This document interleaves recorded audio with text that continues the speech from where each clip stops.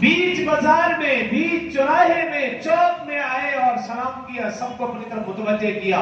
जब सब लोग मुतवज्जे हो, साहब रसूल तशरीफ फरमा है, लगता है कोई अहम बात है, उनकी तरफ मुतवज्जे हुए। जब मुतवज्जे कहा, अरे लोगों, तुम दुनिया के कारोबार में लगे हो, सुनो, मस्जिद नबवी में रसूलुल्लाह सल्लल्लाहु अलैहि वसल्लम की मेराज तकसीम हो रही है।